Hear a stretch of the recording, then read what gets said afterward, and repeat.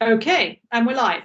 Hi, this is Sarah from Screen Pages. We're on episode 6 of Useful Strategies to Combat Disruption, and today we're welcoming Nick from Brightpearl, who's going to talk to us about what their sort of experience has been of this whole situation that we're all going through at the moment. So, Nick, let you introduce yourself because you'll do a much better job than me. So, please go ahead. Hello, I'm Nick. I'm the CRO at Brightpearl, and just to give you an indication of what we do, we're a digital operations platform for retailers. So in simple terms, we manage everything after the buy button. So all the back end, what people consider boring stuff, is what we help with. That's what we do. The important stuff, because if they don't get the order, what's the point? The most important thing. Yes, I know. So what are your typical customers for the Brightpearl platform? Who are? Can you give me some examples of companies using it? Yeah, absolutely. We've got companies. Generally, most companies, the smallest kind of customers we have turn over roughly around £1 million, and then on the larger side, they're up at the kind of £100 million side, and we have anybody from equestrian brand like Holland & Cooper to Goodhood, the streetwear brands. To big US customers like Rep Fitness, to Love Pop, who are the card people in America, one of the biggest they make cards that pop up into pictures and stuff like that. So we've got many variety of customers in many areas. Yeah, so you're global. So you offer services for companies who want to trade not just in the UK but across multiple geographies. Correct. Platform. Correct. Yes. We allow people to do that. Okay, brilliant. So what has been your experience so far of COVID-19? What have you noticed amongst your merchants?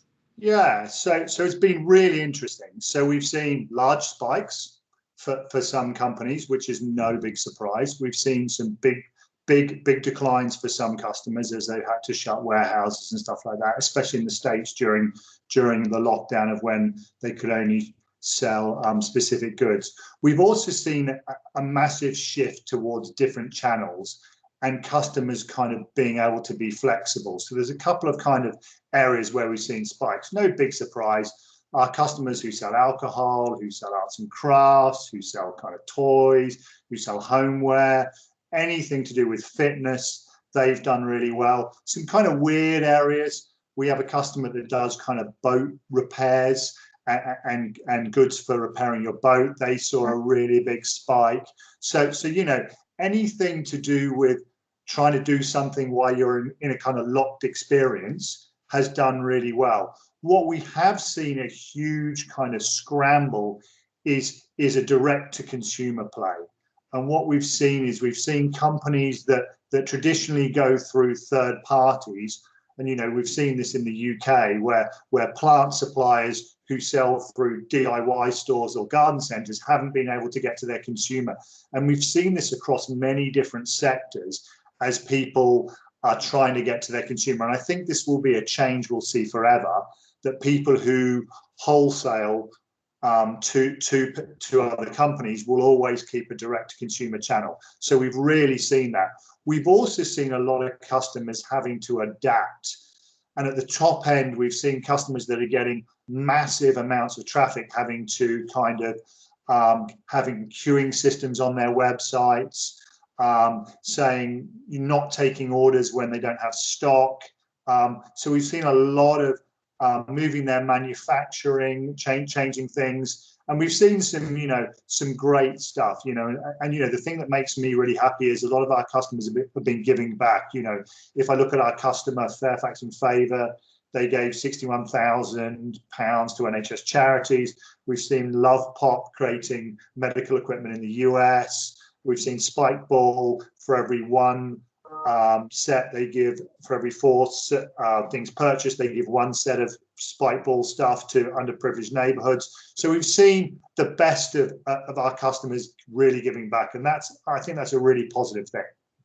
Yeah, we've noticed a lot of that as well, and I think it's because at the moment you can't really go into aggressive sales mode because people are very anxious and they have needs, but they don't want to sort of be spending their money if it's just on something frivolous. They want it to go to good use or at-home entertainment, like you say. So some of our merchants who've been really clever are the ones that have sort of done exactly that and said, well, if you spend money with us, some of the proceeds will go to the NHS or something, and that makes people feel a bit better about indulging. I think Yes. the whole sort of liquor trade should be giving money to the NHS, actually, because I think they're doing quite well at the moment. I heard that alcohol sales are up 32% in the UK, and I think most of that is me.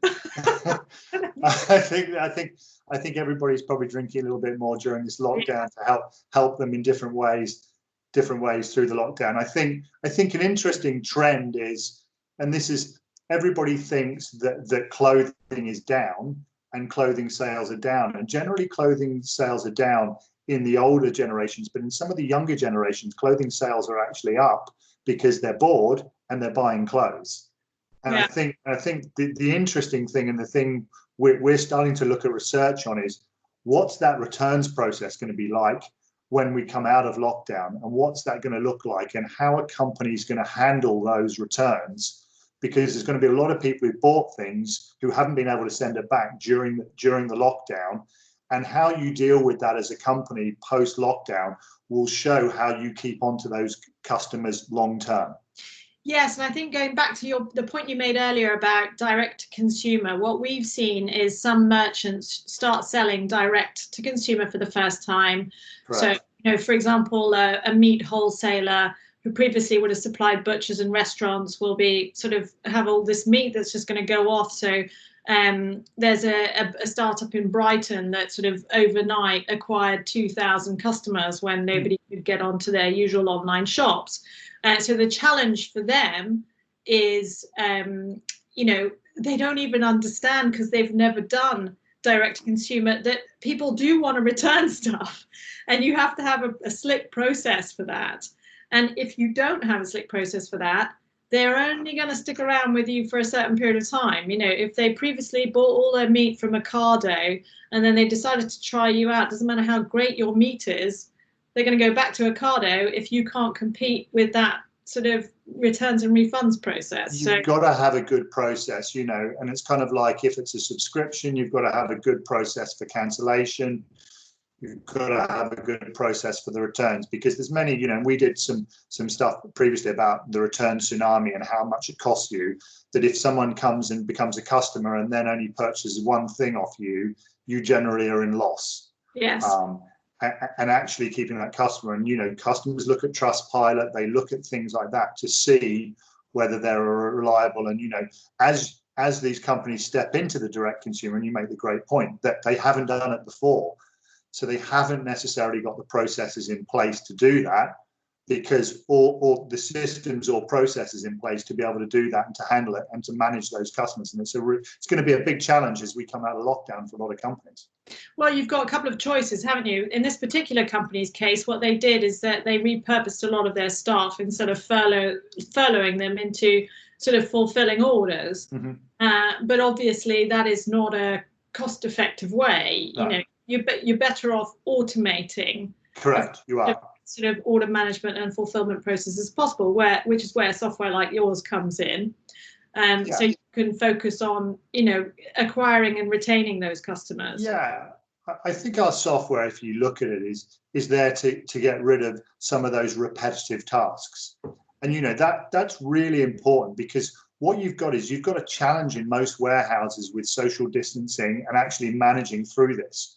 So if you can automate that, so therefore you can have less people in that, you can still deliver those orders that people need and manage it. And we've had customers who had, say, 7 warehouse staff and were doing 50,000 orders, and 2 years later with Brightpearl, they're doing 150,000 orders with 3 warehouse staff, because they're automating all those repetitive tasks, and Brightpearl's doing it from the buy button onwards, which allows them to then, now in today's time, allows them to have a kind of socially distanced warehouse, but still deliver the revenues that their business needs. And, you know, it's going to be really challenging for people over the coming months. And that's just one of the solutions. Yeah. Yeah, so I think automation is key, but there's a lot of education that needs to actually sort of take place. Absolutely. And one of the other challenges we've seen with a lot of merchants who are sort of going into this for the first time, but actually also merchants who have seen massive peaks, is inventory management. Yes. So selling stuff that they don't actually have, which is another great way of upsetting customers. It is. Especially if they've been struggling to get it from their normal supplier, and then they think, oh great, I can get it from this new company, yay, and then they order it, and then somebody has to call them up and say, sorry, you can't have it. Yeah, and I think, you know, inventory management, you know, is the most important thing for most businesses, because it's cash tied up in inventory. Making sure you have the inventory in the right place at the right time is also just as important. Is it in the right place that I can deliver it? Because at the moment, if you look at a lot of companies, they have the inventory, it's just not in the right place. So most retailers are probably struggling with inventory in their warehouse, but they've got loads of inventory in their shop that are all shut down, scattered all over the country. And that's the thing. And we have tools to help people plan that inventory, to manage that inventory. So therefore, they're maximizing it and ordering it from their suppliers to make sure the thing, and not having too much stock, and understanding that. And you know, it's a tricky thing. And we have tools to help people with that, because it's a really complex thing to manage. And if you get it wrong, it can really harm the business. Yeah, no, absolutely. It's causing a lot of problems with people who are sort of doing this for the first time. And then just touching back on the returns process, because I know that especially for, you know, for example, I had to return something the other day, and I had to sort of schlep it down to the post office, and then the post office hours were slightly different. And so it was just a pain. Whereas normally in, you know, outside of this whole sort of crisis, I would often only purchase from merchants who would do free collections or and things like that. So so that's all changed. Have you got any advice for merchants at the moment where it's difficult for their customers to return goods? I mean, should they be waiting, or I think, you know, different customers can have different things.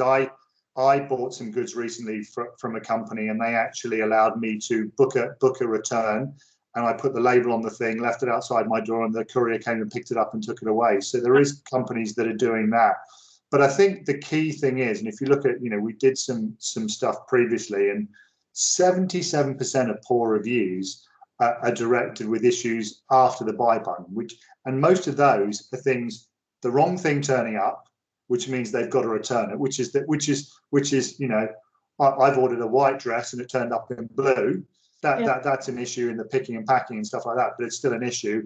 But it then stems into the returns. When do I get my money? When can I order the right thing? Or just the returns process. People get very frustrated with difficult returns processes. And I think a lot of that stems from companies who've set the benchmark, who've done it very well. And therefore that sets the benchmark for everybody else. And people use as an advantage. If you were to think about all the companies you've dealt with where you've had a great returns process, you buy from there again, and then you expect everybody else to be similar with that returns process. And the thing is, having the right back-end systems to help with that makes it so much smoother for the consumer. But also, as a business, you kind of need to know how much it's costing you in time and money to process that return. And without the right software platform, it's pretty difficult to sort of add all of those costs up. And I'm only saying that because some of our merchants actually take the view that they'll just send another one, that it's actually cheaper to send another one than to collect the old one and return it back into stock. And it might also be because it's perishable goods. So, and I think that they're also probably taking into account the fact that how does that leave the consumer? Leaves the consumer pretty positive. Yeah. For most people, even very positive for other people, and therefore the key is keeping that consumer long term. Yeah. The longer you can keep consumers, the more value that they have, the more brand association they have with you, and the more you can have a mutually beneficial relationship. So if I was going direct to consumer now, and I was a business looking at doing this for the first time, Yeah. and I needed to sort of get the right kind of software stack in place, we can advise on the right e-commerce platform. What would be the best way of kicking off a conversation with yourselves about what they need? Because actually, it must be quite difficult if you don't even know what you need. You know, how do you know? Yeah. You don't know what you're going to need. So one of the things that is good is we did, and this has got nothing to do with our technology, and I'll come back to the question you asked me, is we did something called the tech stack. And what we did is we did an analysis of loads of retailers and how they chose the different tech stacks they use. And it showed that a lot of people don't actually know what they're wanting to do, what they're trying to achieve. And it's complex. So they make mistakes on that. And it's not surprising. So what we do is we have a consultative approach with customers where we have a discovery call. We understand, we don't show them software or anything like that. We understand what they're trying to achieve, because it's about business outcomes. What are you trying to solve for? Are you trying to improve returns? Are you trying to improve your warehousing process? Are you trying to make sure you can deliver more with less? You know, there's multiple things people are trying to achieve, you know, and we generally tease out what they're trying to achieve. And then we understand whether we're a fit or not. Because for some people, we won't be a fit. And that's okay. And what we try and do is we try and give them an indication of where someone else might be a fit for them, because it's important. You know, we want them to leave with a positive. If we think there's a fit, then we have lots of multiple sessions from them in terms of demos. Then we do what's called a full technical solution, and we can do all of this remotely at the moment. That's really important, because obviously, you know, you can't go and do it. And we give them a fixed cost implementation. It's one of the things we do. We give a fixed cost implementation, so therefore they know exactly what they're getting, and it's all in a technical solutions plan. And then obviously from there we start the implementation, the training, and getting them going. And recently we had one where they said, look, we really want to get online quickly, and from the moment they sign to the moment they're going live, we did that in 40 days. That's very fast. Yeah, for a company called Bond Touch. They do friendship bracelets, kind of electronic friendship bracelets, growing very well. They were growing very well before this, but I think they're growing even better now, where you and your partner, if you're not together, can send messages and touch it, and it vibrates on the other person's, and all that kind of stuff. It's a thing, and we got them going in just about 40 days. I think it was like 39. And just going back to touch on your point about how you can do it all remotely, as I understand it, the platform is in the cloud, or it's correct as a service. So you don't need to have a physical server in your business or anything like that, because traditionally a lot of businesses had that. Yes. For order management and things like that. So yeah, no, we're all cloud based, and therefore they just, you know, all they need is an internet connection. Yeah. And therefore they could even have people don't need to be on their premises or anything like that. So we've got people working from home, working all over the world and stuff like that. It doesn't matter, because it's a cloud-based service, similar to what we're discussing, you know, using Microsoft Teams today. Yes. That's a cloud-based service, very similar kind of, not exactly the same technology because this is video, obviously, but same kind of theory. So even for existing businesses who have used to been using, you know, platforms that aren't cloud-based, this might actually, this whole crisis might be something that they should rethink. Yeah, we're seeing a lot of people, looking at this and going on traditional kind of platforms, old versions of Magento and stuff like that, and going, right, can I move to Shopify? If I move to Shopify, that reduces my cost of my tech stack, and therefore then do I also need something that will hook into Shopify to do all the back end stuff?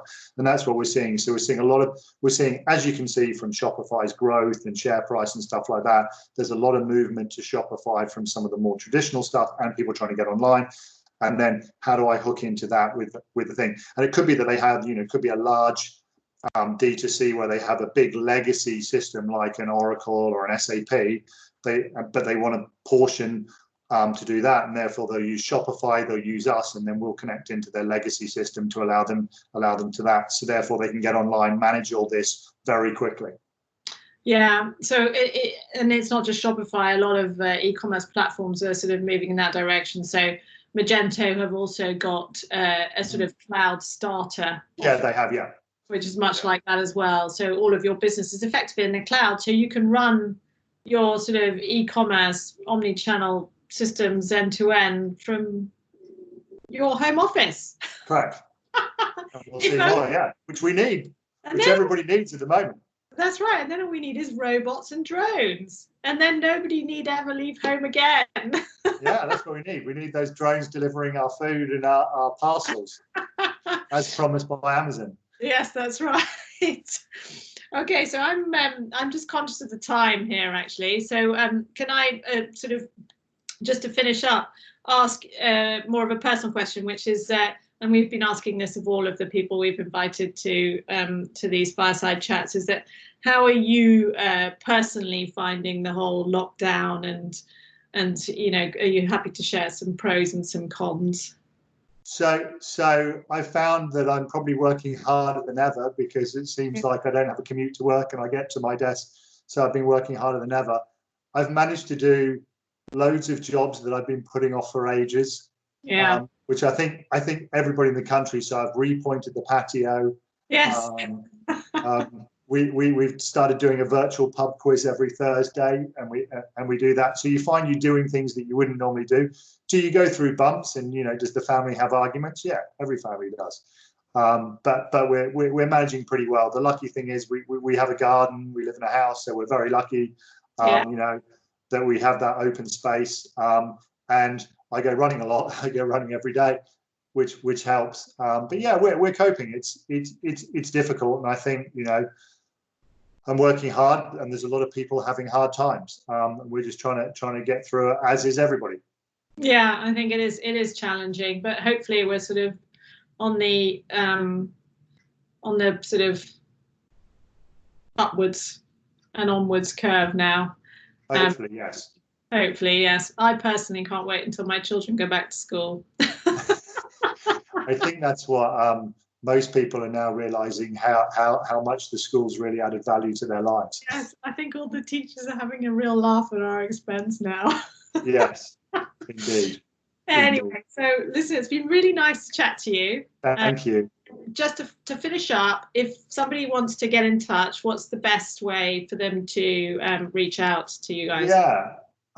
They can reach out to you guys if they want to get in touch, because we have a great relationship with you guys, and they could reach out to you, or they could go to brightpearl.com, and there's plenty of information there, and they can click on get in contact with us from there, and that will get someone calling them back.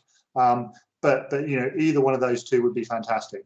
Great. Okay, well listen, thank you very much. Thank Love you. to see you, and hopefully we can meet in person very soon. Absolutely. All right, thanks very much. Thanks. Bye.